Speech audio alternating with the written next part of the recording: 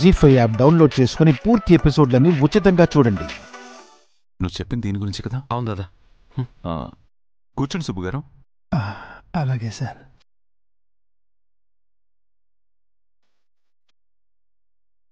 శారదమ్మ గారు బాగున్నావమ్మా Mansi? Fine aunty. Subhadra garu బాగున్నారా? బాగున్నావండి. వచ్చి కూర్చోండి. పర్వాలేదండి. మా అబ్బాయికి పెళ్లి జరిగిందిగా, ఇవాళే కోడలు కాపురానికి వచ్చింది. అందుకే అందరికీ తాంబూలం పంచుతూ ఇలా వచ్చాను. ఒక్క నిమిషం, మా కోడల్ని పిలుస్తాను. ఆనో ఆనో ఏదో పనిలో ఉన్నట్టుంది మోమిన్లా. నేనున్నాను కదా, నేను తీసుకుంటానులేండి. నాకివ్వండి ఆంటీ. ఏమనుకోకమ్మా, అగ్రస్థానానికే అగ్రతాంబూలం అంటారు. అందుకే ఇంటి పెద్ద కోడలికే ముందుగా తాంబూలం ఇవ్వాలి.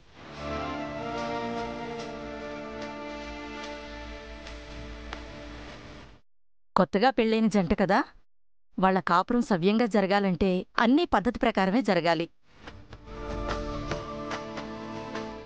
పైగా అనుచేయి చాలా మంచిదని అందరూ అంటారు.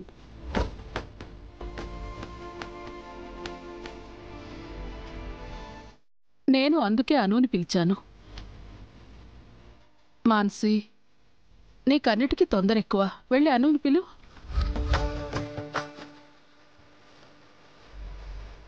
అదిగో అను వస్తుంది.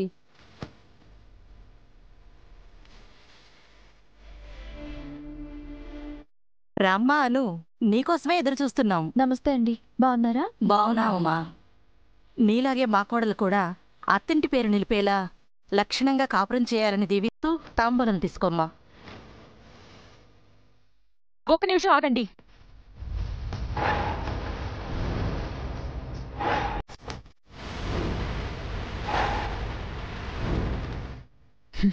అగ్రస్థానానికి అగ్రతాంబూలం అన్నారు కదా, అలాంటప్పుడు ఈ తాంబూలం తీసుకునే అర్హత హనుకి ఎలా ఉంటుంది?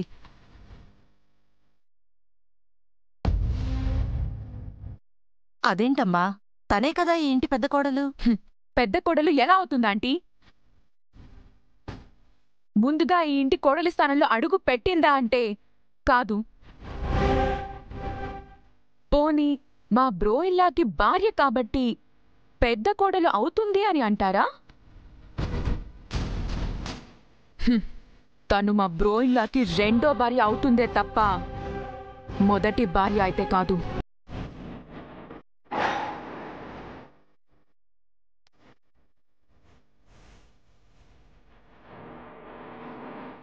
మాన్సి, ఏం మాట్లాడుతున్నావు? నిజమే మాట్లాడుతున్నాను మోమిన్లా. బ్రోయిన్లాకి అను రెండో భార్యే కదా.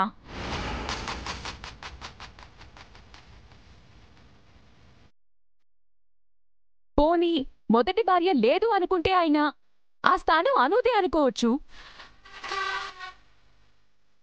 కానీ అసలైన రాజనందిని గారు బ్రోయిన్లా మొదటి భార్య తిరిగొచ్చింది కదా. బ్రోయిన్లా మొదటి భార్య తిరిగొచ్చింది కదా. తిరిగొచ్చింది కదా. తిరిగొచ్చింది కదా. తిరిగొచ్చింది కదా.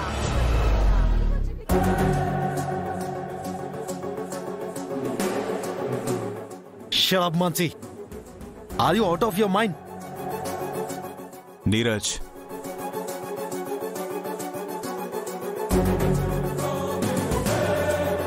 జీ5 యాప్ డౌన్లోడ్ చేసి అన్ని ఎపిసోడ్స్ పూర్తి ఉచితంగా చూడండి.